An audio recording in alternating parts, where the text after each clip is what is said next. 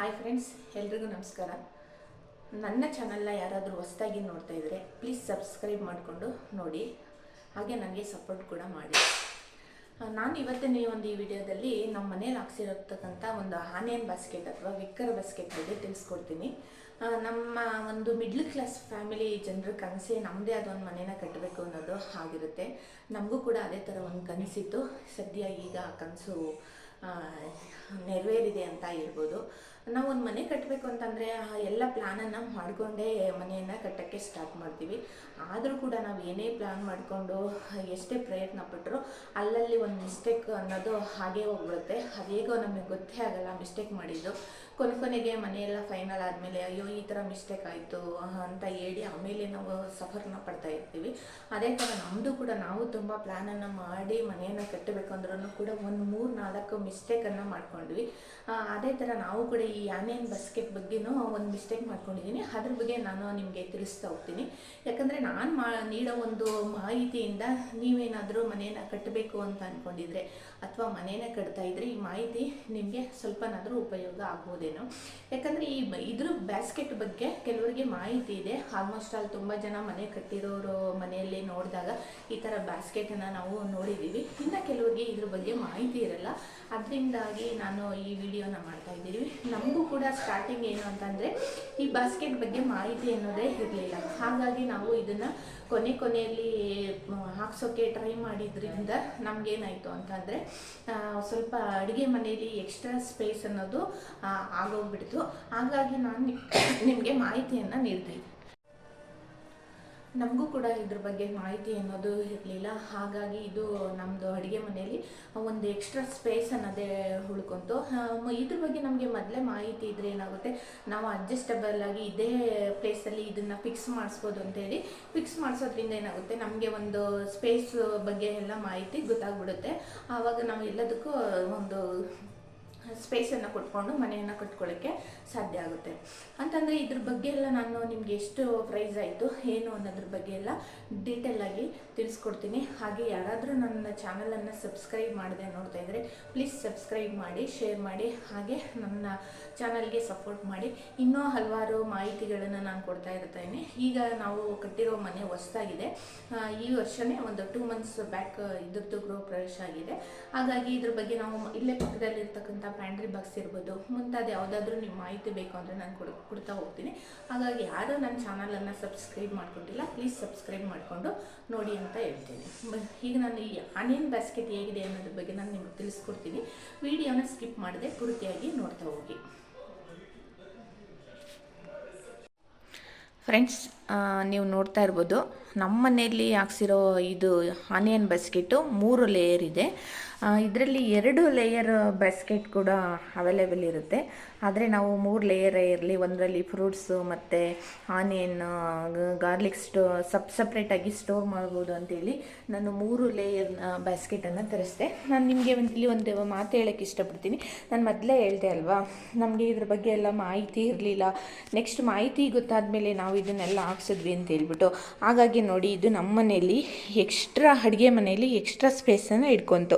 ಇಲ್ಲ ಅಂದಿದ್ರೆ ಈ ಸ್ಪೇಸ್ ಇದೆಯಲ್ಲ, ಈ ಪ್ಯಾಂಟ್ರಿ ಬಾಕ್ಸು ಮತ್ತು ಈ ಆನಿಯನ್ ಬಾಸ್ಕೆಟ್ ಸ್ಪೇಸ್ ಇದೆಯಲ್ಲ, ಈ ಸ್ಪೇಸ್ ನಮಗೆ ಎಕ್ಸ್ಟ್ರಾ ಉಳಿತಾಯಿತ್ತು. ನಮ್ಮದು ಅಡುಗೆ ಮನೆ ಕೂಡ ಇನ್ನೂ ಜಾಸ್ತಿ ದೊಡ್ಡದಾಗಿ ಕಾಣಿಸ್ತಾಯಿತ್ತು. ಆದರೆ ಇದೇನಾಗಿದೆ, ಎಕ್ಸ್ಟ್ರಾ ಸ್ಪೇಸನ್ನು ಇಟ್ಕೊಂಡಿದೆ.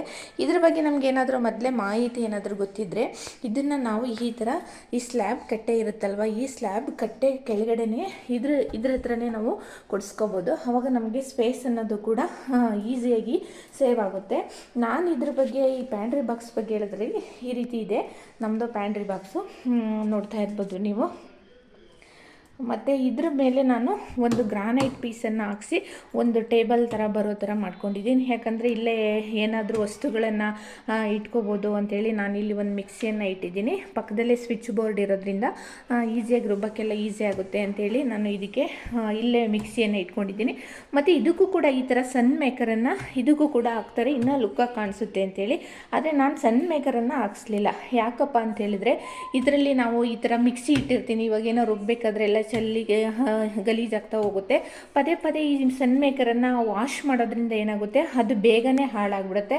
ಹಾಗಾಗಿ ನಮಗೆ ಸನ್ ಮೇಕರ್ ಬೇಡ ಅಂತೇಳಿ ಒಂದು ಎಕ್ಸ್ಟ್ರಾ ಗ್ರಾನೈಟ್ ಪೀಸನ್ನು ಈ ರೀತಿ ಸ್ಕ್ವೇರ್ ಟೈಪಲ್ಲೇ ಕಟ್ ಮಾಡಿಸ್ಕೊಂಡು ಇದನ್ನು ಈ ರೀತಿ ಇಟ್ಕೊಂಡ್ವಿ.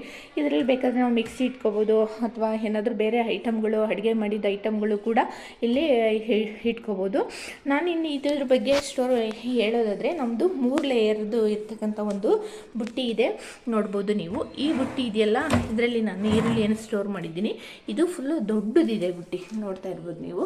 ಈ ಥರ ಈ ಬುಟ್ಟಿ ಏನಿದೆ ಫುಲ್ಲು ದೊಡ್ಡ ಬುಟ್ಟಿ ಇದೆ. ಇದಕ್ಕಿಂತ ಸ್ವಲ್ಪ ಇದು ಸೆಕೆಂಡ್ ಒಂದು ಬುಟ್ಟಿ ಇದೆಯಲ್ಲ, ಇದು ಸ್ವಲ್ಪ ಅದಕ್ಕಿಂತ ಚಿಕ್ಕ ಸೈಜ್ ಬುಟ್ಟಿ ಇದೆ. ಇದು 3 ಲೇಯರು, ಒಂದು ಸ್ವಲ್ಪ ಒಂದು ದೊಡ್ಡದು, ಒಂದು ಚಿಕ್ಕದು, ಅದಕ್ಕಿಂತ ಇನ್ನೊಂದು ಸ್ಮಾಲ್ ಸೈಜ್ ಬುಟ್ಟಿ.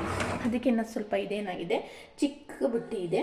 ಈ ಚಿಕ್ಕ ಬುಟ್ಟಿ ಇದ್ರೂ ಕೂಡ ಇದಕ್ಕೆ ನಾವು ಒಂದು ಬುಟ್ಟಿಗೆ ನಾವು ಪೇ ಮಾಡಿದ್ದು 2800 ರೂಪಾಯಿ ಅಂತಂದರೆ, ಇದು 3ರಿಂದ ನಮಗೆ ಎಷ್ಟು ಬೀಳ್ತು ಅಂತ ಹೇಳಿದ್ರೆ 8500 ರೂಪಾಯಿ ಈ ಬುಟ್ಟಿಗಳಿಗೆ ಬೀಳ್ತು.